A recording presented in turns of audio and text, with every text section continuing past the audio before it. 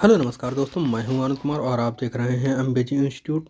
दोस्तों, आज की इस वीडियो में हम आपके साथ बात करने वाले हैं सीटेट परीक्षा 2012 में जो सीडीपी के प्रश्न पूछे गए थे, उन प्रश्नों के बारे में हम बात करेंगे। उनका जो है व्याख्या सहित हम आपको उत्तर भी बताएंगे। तो दोस्तों, वीडियो पसंद है तो इसे लाइक और शेयर जरूर करिएगा और अन्य सब्जेक्ट के मॉडल पेपर, प्रैक्टिस सेट तथा प्रीवियस ईयर प्रश्न देखने के लिए चैनल को सब्सक्राइब करें और प्लेलिस्ट पर जाएं और जाकर वहां से आप देख सकते हैं। तो चलिए वीडियो को शुरू करते हैं और देखते हैं साल 12 में नवंबर में जो एग्ज़ाम हुआ था उसमें जो 30 सीटीपी के प्रश्न पूछे गए थे उनके बारे में बात करेंगे। चलिए वीडियो को शुरू करते हैं। दोस्तों, ये क्लास 6 से लेकर के 8th के लिए जो एग्ज़ाम हुआ था, कब हुआ था एग्ज़ाम तिथि थी 8 नवंबर 2012। उसमें जो प्रश्न पूछे गए थे उनके बारे में बात करेंगे। ये भाग फर्स्ट होता है। इसमें बाल विकास एवं शिक्षाशास्त्र यानी कि चाइल्ड डेवलपमेंट एंड पेडागॉजी के प्रश्न पूछे जाते हैं पहले पार्ट में। तो पहले पार्ट का पहला प्रश्न है, कह रहा है कि विद्यार्थियों को प्रतिक्रिया प्राप्त करने का आदर्श प्रतीक्षा समय जो डॉट डॉट बीच में समय के सही अनुपात होना चाहिए। तो इसमें 4 ऑप्शन आपके सामने थे।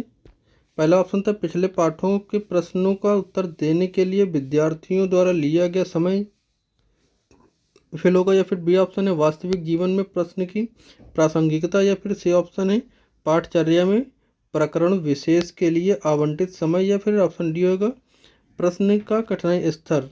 तो इसमें सबसे सही विकल्प कौन सा होगा ये हमें बताना है। तो इसका सही जवाब हो जाएगा आपका प्रश्न का कठिनाई का स्तर। मतलब बच्चा जो है वो विद्यार्थी से प्रतिक्रिया प्राप्त करने के लिए आदर्श समय का अनुपात जो होना चाहिए, वो जो बच्चे से आप प्रश्न पूछेंगे उसका जो है प्रश्न का स्तर कैसा होना चाहिए उस पर निर्भर करेगा, प्रश्न के कठिनाई स्तर पर। तो ये ऑप्शन डी आपका सही हो जाएगा। अगला प्रश्न है, मान लीजिए कि आप जो शिक्षा बोर्ड है, बोर्ड के अध्यक्ष हैं। मान लीजिए कि आप विद्यालय शिक्षा बोर्ड के अध्यक्ष हैं। आप अपने अधिकार क्षेत्र के अंतर्गत आने वाले विद्यालय की शिक्षा की संपूर्ण गुणवत्ता को सुधारने के लिए योजना बनाएंगे। इस प्रकार का प्रश्न का उदाहरण है। तो क्या ऑप्शन ए आपका है निम्न स्तरीय अभिसारी, या फिर निम्न स्तरीय अपसारी, या फिर उच्च स्तरीय अभिसारी, या फिर ऑप्शन डी है उच्च स्तरीय अपसारी। तो इसका सही जवाब क्या हो जाएगा? इसका सही जवाब हो जाएगा आपका उच्च स्तरीय अपसारी। उच्च स्तरीय अपसारी हो जाएगा। क्यों? क्योंकि विद्यालय शिक्षा बोर्ड का अध्यक्ष होने के नाते हमें एक उच्च स्तरीय अपसारी चिंतन की आवश्यकता होती, ताकि अपने अधिकार के अधीन आने वाले विद्यालयों की शिक्षा की संपूर्ण गुणवत्ता को सुधारने के लिए विद्यालयों के कार्य प्रणालियों को रचनात्मक ढंग से संचालित कर सकें तथा उसमें आने वाले व्यवधानों की अपनी बुद्धि विवेक के सामर्थ्य से उसे दूर कर सकें। तो इस तरह से आपका जो है डी ऑप्शन सही हो जाएगा। अगला प्रश्न है, सीखने का आकलन जो है प्रश्न है, सीखने का आकलन जो है आकलन और अनुदेश के पीरियड से बीच में दृष्टिकरण द्वारा सीखने के लिए प्रभावित करता है। तो आपको जो है यहाँ पर क्या भरा जाएगा और यहाँ पर क्या भरा जाएगा ये आपको बताना है। ऑप्शन ए है का अंतर, मतलब ऊपर सीखने का और बीच के अंतर, ये होगा। फिर आपका सेकंड ऑप्शन है का डैश भिन्नता, या फिर के लिए और के लिए संबंधों के लिए अंतर। तो इसका सही जवाब क्या हो जाएगा? आपका ऑप्शन सी हो जाएगा। ऑप्शन सी हो जाएगा। तो क्या हो जाएगा आपका यहाँ पर सीखने के लिए आकलन और अनुदेश के बीच संबंधों के दृढ़ीकरण सीखने को प्रभावित करता है। तो ये हो जाएगा आपका ऑप्शन सी। अगला प्रश्न है प्रश्न नंबर 4। प्रश्न नंबर 4 क्या कहता है? कह रहा है कि आंतरिक रूप से अभिप्रेरित विद्यार्थी कौन से होंगे। क्या आपका ऑप्शन ए है, कह रहा है कि क्या बाह्य रूप से अभिप्रेरित विद्यार्थियों की तुलना में अभिप्रेरणा स्तर का कम होना, या फिर ऑप्शन बी कहता है के लिए औपचारिक शिक्षा की आवश्यकता नहीं है, या फिर ऑप्शन सी है के लिए पुरस्कार का जो बिल्कुल भी आवश्यकता नहीं है, या फिर ऑप्शन डी के लिए बाह्य पुरस्कार की अभिप्रेरणा को बनाए रखने के लिए पर्याप्त नहीं है। तो इसका सही जवाब क्या हो जाएगा, आंतरिक रूप से जो है अभिप्रेरित विद्यार्थी के लिए वह पुरस्कार अभिप्रेरणा को बनाए रखने के लिए पर्याप्त नहीं है। ऑप्शन डी इसका सही जवाब हो जाएगा। व्याख्या क्या होगी इसकी, तो आंतरिक रूप से अभिप्रेरित विद्यार्थियों के लिए वह पुरस्कार की अभिप्रेरणा को बनाए रखने के लिए पर्याप्त नहीं है। इस तरह के बालकों को आंतरिक प्रेरणा महत्वपूर्ण होती है। अगला प्रश्न है,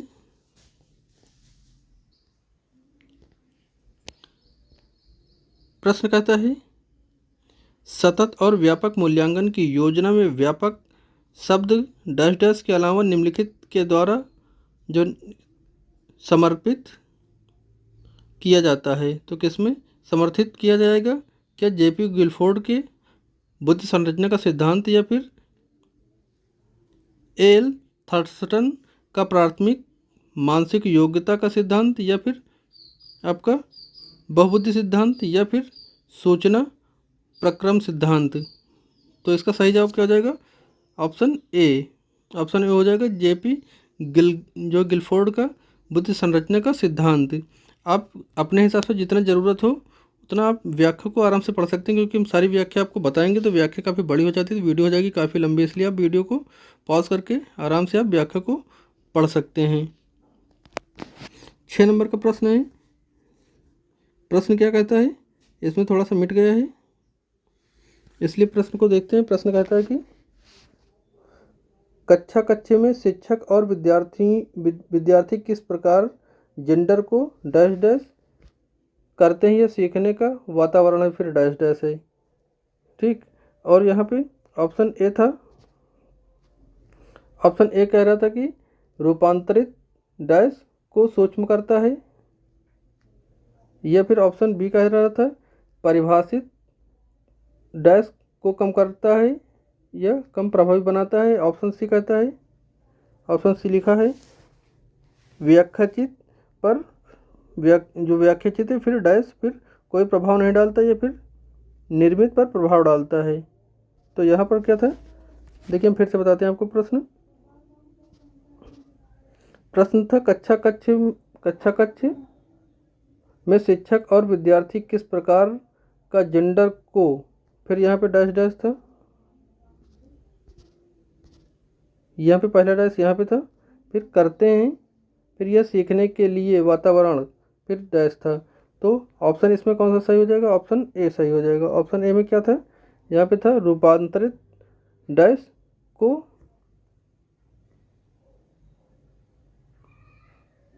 शुद्ध करता है।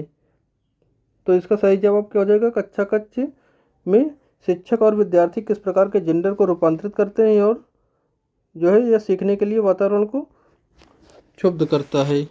अगला प्रश्न है उपलब्धि। अब आगे भी कोई क्वेश्चन में ऐसी मिस्टेक नहीं है, कोई मिटा नहीं है, सब सही है। यहीं पर एक ही प्रश्न में ऐसी मिस्टेक हुई थी। अगला प्रश्न था उपलब्धि अभिप्रेरणा है, तो उपलब्धि जो है अभिप्रेरणा है। ऑप्शन ए है सफलता व असफलता को समान रूप से स्वीकारने की तत्परता, या फिर ऑप्शन बी बिना विचारे जल्दबाजी में कार्य करने की प्रवृत्ति, या फिर आगे ऑप्शन है चुनौती पूर्ण कार्य करने पर डटे रहना,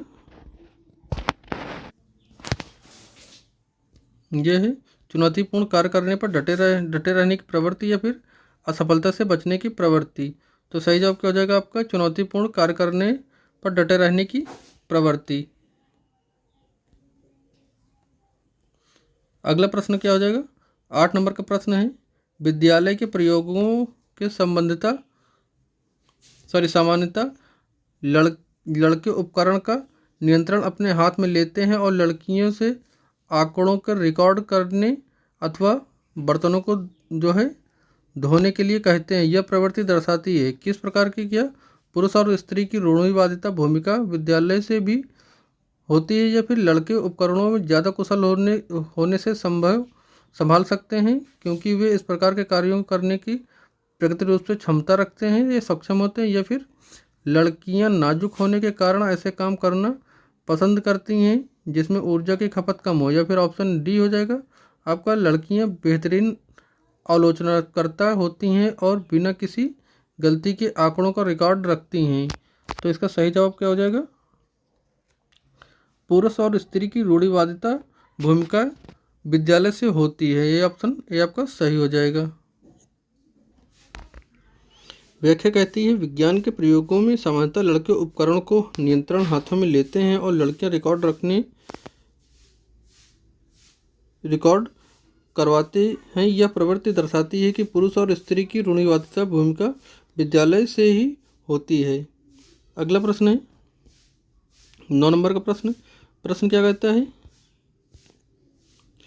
सीबीएसई द्वारा प्रस्तावित समूह परियोजना की गतिविधि डैश डैश का एक सशक्त साधन है। तो यहाँ पे क्या आएगा? जो रिक्त स्थान है, रोजमर्रा के शिक्षण से होने वाले तनाव को दूर करना, या फिर अनेकता में एकता की संकल्पना का प्रचार प्रसार करने का, या फिर सामाजिक भागीदारिता को सुगम बनाने का, या फिर आपका होगा शिक्षकों के भार को हल्का करना। तो सही जवाब क्या हो जाएगा? ऑप्शन सी हो जाएगा। जो ऑप्शन सी था सामाजिक भागीदारिता को सुगम बनाने में, तो हो जाएगा सीबीएसई द्वारा प्रस्तावित समूह परियोजना गतिविधियों सामाजिक भागीदारिता को सुगम बनाने का सशक्त साधन है। अगला प्रश्न है 10 नंबर का। कह रहा है कि रेवान का प्रोग्रेसिव मैट्रिसीज परीक्षण डैश डैश परीक्षण का उदाहरण है। तो ये किस परीक्षण का उदाहरण है? क्या आ समूह बुद्धि लब्धांक का, या फिर व्यक्तित्व का, या फिर मौखिक बुद्धिलब्धता का, या फिर आपका संस्कृत मुक्त बुद्धि लब्धांक का। तो इसका सही जवाब क्या हो जाएगा? ऑप्शन बी हो जाएगा, व्यक्तित्व। ये हो जाएगा ऑप्शन डी, संस्कृत मुक्त बुद्धि लब्धांक। यानी कि क्या हो जाएगा आपका? रेवान प्रोग्रेसिव मैट्रिसीज परीक्षण संस्कृत मुक्ति बुद्धि लब्धांक परीक्षण का उदाहरण है। अगला प्रश्न है निम्नलिखित में से कौन सा सिद्धांत पाठ योजना में शामिल नहीं है? तो क्या यह योजना का दृढ़ता, या फिर ये जो है शिक्षार्थियों का ज्ञान, या फिर उद्देश्यों की स्पष्टता, या फिर ऑप्शन डी शिक्षण का ज्ञान। तो इसका ऑप्शन ए सही हो जाएगा, योजना की दृढ़ता। योजना की दृढ़ता जो है ये पाठ योजना में सम्मिलित नहीं है। बाकी आपका विद्यार्थियों का ज्ञान सम्मिलित है, उद्देश्यों की स्पष्टता और शिक्षण का ज्ञान, ये सभी जरूरी होते स्पष्ट उसमें होते हैं पाठ्य योजना में। अगला प्रश्न है निःशुल्क एवं अनिवार्य शिक्षा का अधिकार अधिनियम 2009 में अनिवार्य शब्द का क्या अर्थ है? जो ये है निःशुल्क एवं अनिवार्य जो है, इसमें शिक्षा का अधिकार अधिनियम 2009 में जो अनिवार्य शब्द है इसका अर्थ क्या होता है? क्या केंद्र सरकार दाखिले, उपस्थिति और आरंभिक शिक्षा की पूर्णता को सुनिश्चित करेगी, या फिर उचित सरकारें दाखिले, उपस्थिति और प्रारंभिक शिक्षा की पूर्णता को सुनिश्चित करेंगी, या फिर आपका दंडात्मक कार्य से बचने के लिए अपने बच्चे को विद्यालय भेजने के लिए अभिभावकों पर अनिवार्य रूप से जोर डालेंगे, या फिर आपका अनिवार्य शिक्षा सतत परीक्षण के माध्यम से प्रदान की जाएगी। तो इसका सही जवाब क्या हो जाएगा? ऑप्शन बी, उचित सरकारें दाखिले, उपस्थिति और प्रारंभिक शिक्षा की पूर्णता को सुनिश्चित करेंगी। 13 नंबर का प्रश्न है, कह रहा है कि अधिगम का स्वनियमन का अर्थ है। 13 नंबर का प्रश्न क्या कहता है? अधिगमकर्ता का स्वनियमन का अर्थ क्या होता है? क्या विद्यालय निकाय द्वारा बनाए गए नियम एवं विनिमय, या फिर ऑप्शन बी कहता है विद्यार्थियों के व्यवहार के लिए विनियमों का निर्माण करना, या फिर ऑप्शन सी कहता है अनुशासन और नियंत्रण, या फिर अपने सीखने का एवं अन्वेषण करने की योग्यता। तो इसका सही जवाब क्या हो जाएगा? ऑप्शन आपका डी, अपने सीखने का एवं अन्वेषण करने की योग्यता सही हो जाएगा। अगला प्रश्न है मैडम चाय खाती हैं वाक्य क्या है? वाक्य कैसा है ये पूछ रहा है।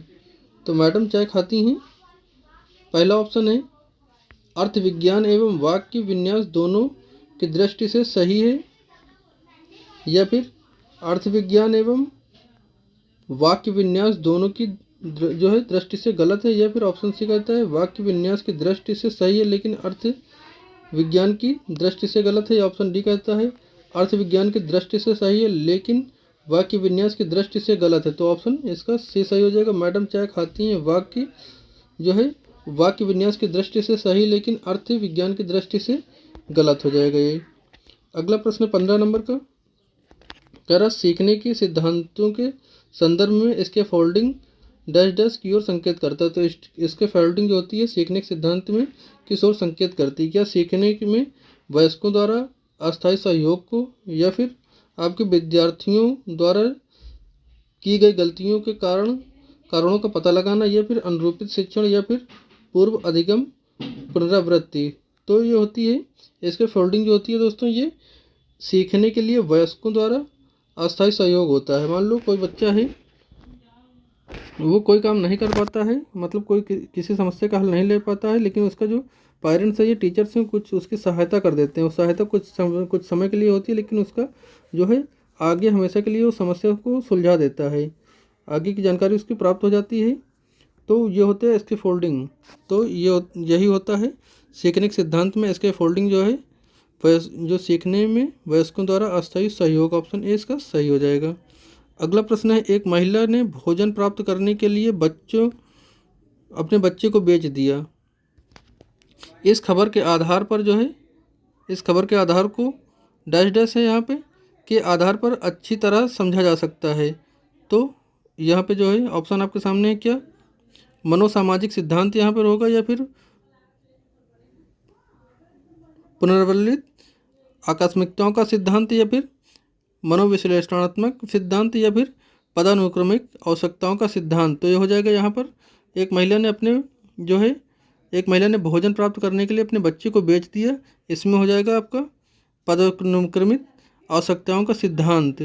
इसमें भोजन प्राप्त करने के लिए जो महिला ने बच्चे को बेचा, यहाँ पर ऑप्शन डी इसके हिसाब से ये सही हो जाएगा, पदानुक्रमिक आवश्यकताओं का सिद्धांत हो जाएगा। अगला प्रश्न है बुद्धिलब्धि या फिर बुद्धि लब्धांक के आधार पर विभिन्न समूहों में विद्यार्थियों का वर्गीकरण उनका स्वगरिमा को डैश डैश और उनके शैक्षणिक निष्पादन को डैश डैश है। तो क्या यहाँ पर क्या आएगा इन खाली जगहों पर? क्या घटता और घटाता दोनों पर आएगा, या फिर घटाता प्रभावित नहीं करता, या फिर घटाता बढ़ाता आएगा, या फिर यहाँ पर बढ़ाता और घटाता आएगा? तो सही जवाब क्या हो जाएगा आपका ऑप्शन बी जो है बुद्धि लब्धांक के आधार पर विभिन्न समूहों में विद्यार्थियों का वर्गीकरण उनकी स्वगरिमा को घटाता है और उनके शैक्षणिक निष्पादन को प्रभावित नहीं करता है। तो ये हो जाएगा। अगला प्रश्न है जॉन डीवी द्वारा समर्थित लाइव विद्यालय के उदाहरण हैं। तो क्या पब्लिक विद्यालय, या फिर सामान्य विद्यालय, या फिर फैक्ट्री विद्यालय, या फिर प्रगतिशील विद्यालय? तो इसका हो जाएगा आपका ऑप्शन डी, जॉन डीवी द्वारा समर्थित लाइव विद्यालय होते हैं प्रगतिशील विद्यालय। अगला है लॉरेंस कोहलबर्ग द्वारा प्रस्तावित निम्नलिखित चरणों में से प्राथमिक विद्यालयों के लिए किन चरणों का अनुसरण करते हैं? तो क्या आज्ञा और दंड उन्मुखीकरण, या फिर व्यक्तिगता और विनिमय, या फिर अच्छे अंतः व्यक्तिक संबंध, या फिर ऑप्शन डी सामाजिक अनुबंधन और व्यक्तिगत आधार? तो इसमें कौन कौन से होगा? क्या ऑप्शन ए दे रखा है ए और बी दोनों हो जाएगा, या फिर बी और डी दोनों होगा, या फिर ए और डी दोनों होगा, या फिर आपका ए और सी दोनों होगा? तो लॉरेंस कोहलबर्ग द्वारा प्रभावित निम्नलिखित चरणों में से प्राथमिक विद्यालय में जो है आपका हो जाएगा आज्ञा पालन और दंड उन्मुखीकरण, और हो जाएगा आपका व्यक्तिगता और विनिमय, यानी कि ऑप्शन ए आपका सही हो जाएगा, ऑप्शन ए।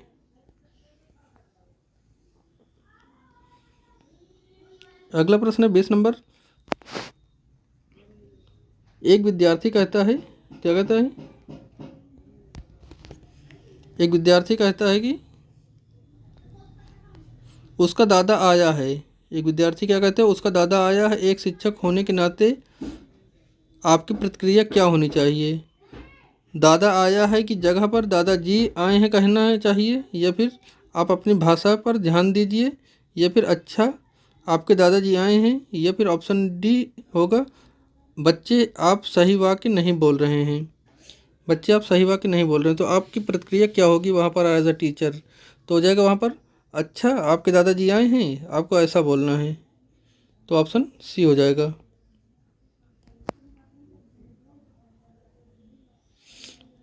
अगला प्रश्न है, प्रश्न रहता है पहले ही डैश दे रखा है, डैश डैश खाली स्थान में के अलावा निम्नलिखित घटना वृत्तांत का रिकॉर्ड जो है, रिकॉर्ड की विशेषता है। तो यहाँ पर खाली स्थान में क्या आ गया, यह पर्याप्त विस्तार से पूर्ण तथ्यात्मक प्रतिवेदन है, या फिर ऑप्शन बी यह व्यवहार का व्यक्तिनिष्ठ साक्ष्य और इसलिए यह शैक्षणिक क्षेत्र के लिए प्रतिपुष्टि यानी कि फीडबैक उपलब्ध नहीं, या फिर यह घटनाओं का सही वर्णन है, या फिर वह बच्चों के व्यक्तिगत विकास अथवा सामाजिक अंतःक्रिया को वर्णित है। तो इसका सही जवाब क्या हो जाएगा आपका, ऑप्शन बी हो जाएगा।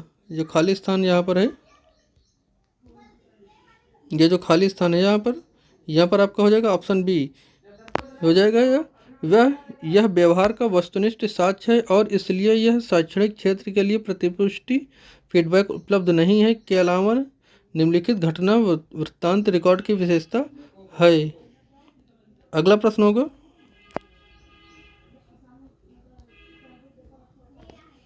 अगला प्रश्न कह रहा है 22 नंबर की, मिश्रित आयु वर्ग के विद्यार्थियों की कक्षा से व्यवहार रखने वाले शिक्षक के लिए डैश डैश का ज्ञान सर्वाधिक महत्वपूर्ण है। तो ऑप्शन ए है उनके अभिभावकों का व्यवसाय, या फिर ऑप्शन बी सामाजिक आर्थिक पृष्ठभूमि, या फिर ऑप्शन सी सांस्कृतिक पृष्ठभूमि, या फिर ऑप्शन डी विकासात्मक अवस्थाएं। तो इसका सही जवाब क्या हो जाएगा आपका, ऑप्शन डी विकासात्मक अवस्थाएं हो जाएगा। जो खाली स्थान है यहाँ पर हो जाएगा आपका विकासात्मक अवस्थाएं।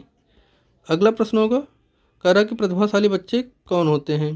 प्रतिभाशाली जो बच्चे होते हैं वो कौन होते हैं। ऑप्शन ए बिना किसी के सहायता से अपने सामर्थ्य का पूर्ण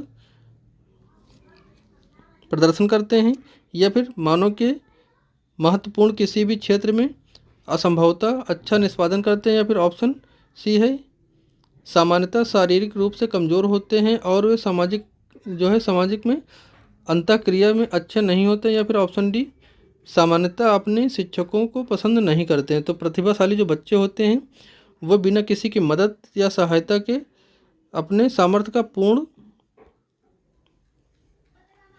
विकास करते हैं। यहाँ पे क्या हो जाएगा, यहाँ पे था पूर्ण विकास, यहाँ पे हो जाएगा पूर्ण विकास है यहाँ पर, ठीक। तो ऑप्शन ए इसका सही हो जाएगा। अगला प्रश्न है 24 नंबर का। प्रश्न क्या कहता है, संकल्पनाओं की अव्यवस्थित प्रस्तुति विकास के निम्नलिखित किन सिद्धांत के साथ संबंधित है यह हो सकती है। तो ऑप्शन ए है आपका विकास के परिणाम स्वरूप वृद्धि होती है, या ऑप्शन बी कहता है विकास विस्मय जाति के स्थायित्व की ओर अग्रसर होता है, या फिर विद्यार्थी भिन्न दरों पर विकसित होते हैं, या फिर ऑप्शन डी विकास सापेक्ष के रूप में क्रमिक होता है। तो इसमें क्या सही जवाब हो जाएगा, ऑप्शन डी विकास सापेक्ष के रूप में क्रमिक होता है। अगला प्रश्न है, शिक्षा अधिकार अधिनियम 2009 क्रियान्वयन के बाद कक्षा कक्ष आगे क्या होगा, कौन सा ऑप्शन इसमें लागू होगा। क्या अप्रभावित है, क्योंकि शिक्षा का अधिकार अधिनियम में कक्षा की औसत आयु को प्रभावित नहीं करता है, या फिर जेंडर अनुसार अधिक समाजाती है, या फिर आयु के अनुसार अधिक समाजाती है, या फिर ऑप्शन डी कहता है आयु के अनुसार अधिक विस्मय जाती है। तो इसमें हो जाएगा सही ऑप्शन आपका आयु के अनुसार अधिक समझाती है, यानी कि शिक्षा का अधिकार अधिनियम 2009 के क्रियान्वयन के बाद कक्षा कक्ष आयु के अनुसार अधिक समझाती है। 26 नंबर प्रश्न है, कहता है कि बाल केंद्रित शिक्षा का समर्थन निम्नलिखित में से किस विचारक द्वारा किया गया। तो किसके द्वारा, एरिक एरिकसन के द्वारा, या चार्ल्स डार्विन के द्वारा, या फिर बीएफ स्किनर के द्वारा, या फिर जॉन डीवी के द्वारा। तो इसका सही जवाब क्या हो जाएगा, बाल केंद्रित शिक्षा का समर्थन निम्नलिखित में से किसके द्वारा किया गया है, जॉन डीवी के द्वारा। ऑप्शन डी इसका सही हो जाएगा, बाल केंद्रित शिक्षा का समर्थन जॉन डीवी के द्वारा किया गया है। 27 नंबर प्रश्न है, प्रश्न कहता है प्रतिभाशाली बच्चों के संदर्भ में संवर्धन का अर्थ क्या होता है। क्या ऐसे विद्यार्थी को वर्तमान ग्रेड या वर्तमान स्तर या ग्रेड को छोड़कर अगले उच्च ग्रेड में प्रोन्नत करना, या फिर ऑप्शन बी कहता है आकलन की प्रक्रिया का संवर्धन करना, या फिर ऑप्शन सी कहता है शैक्षणिक गतिविधियों के संपादन में संवर्धन करना, या फिर ऑप्शन डी कहता है यह शैक्षणिक गतिविधियों के लिए संपादित करता है। तो क्या हो जाएगा इसका सही जवाब? ऑप्शन ए सही हो जाएगा। ऐसे विद्यार्थियों को वर्तमान स्तर को छोड़कर, जो ग्रेड स्तर को छोड़कर अगले उच्च ग्रेड में प्रोन्नत करना, ये कहता है प्रतिभाशाली बच्चों का संवर्धन का अर्थ होता है। अगला प्रश्न है,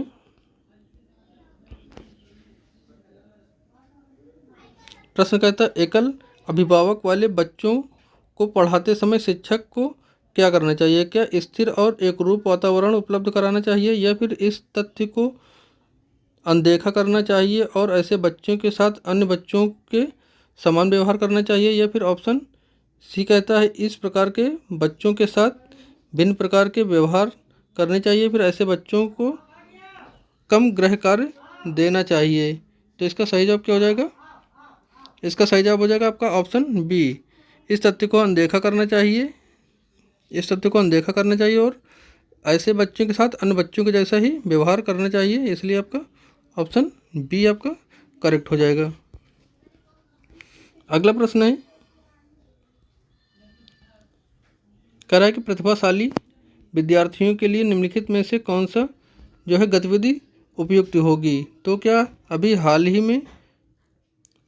में हुए मैच का प्रतिवेदन देखना चाहिए, या फिर दी गई संकल्पनाओं के आधार पर मौलिक नाटक लिखना चाहिए, या फिर 5 पाठों के अंत में दिए गए अभ्यासों को एक बार में हल करना चाहिए, या फिर शिक्षक दिवस पर कक्षा को पढ़ाना? तो इसका सही जवाब हो जाएगा आपका ऑप्शन बी, दी गई संकल्पनाओं के आधार पर मौलिक नाटक लिखना चाहिए। प्रतिभाशाली जो विद्यार्थियों के लिए निम्नलिखित में से कौन सी उपयुक्त गतिविधि होगी? तो होगी कि दी गई संकल्पनाओं के आधार पर आप मौलिक नाटक लिखिए। ये 30वां प्रश्न है सीटीपी का, जो 2012 में परीक्षा हुई थी नवंबर में, उसका 30वां प्रश्न है शारीरिक गतिक बुद्धि रखने वाले बच्चों की अंतिम आवश्यकता निम्नलिखित में से कौन सी होती है या हो सकती है? तो शल्य चिकित्सक, या फिर कवि, या फिर वाचक, या फिर राजनैतिक? तो हो जाएगी आपका शल्य चिकित्सक। शारीरिक गतिक बुद्धि रखने वाले बच्चों की अंतिम अवस्था जो होती है वो शल्य चिकित्सक की होती है। तो इस तरह से आज हमने आपको सीटीपी के 30 प्रश्न जो नवंबर 2012 में एग्जाम हुए थे उसके हमने करवा दिए हैं। दोस्तों आज की वीडियो अगर आपको पसंद आए तो इस वीडियो को लाइक और शेयर जरूर करिएगा, और जो है अन्य प्रैक्टिस सेट तथा मॉडल पेपर और प्रीवियस ईयर अन्य सब्जेक्ट देखने के लिए चैनल को सब्सक्राइब करिए और प्लेलिस्ट में जाकर आप उनको देख सकते हैं। तो चलिए आज की वीडियो बस इतना ही, मिलते हैं नेक्स्ट पेपर के साथ, तब तक के लिए जय हिंद।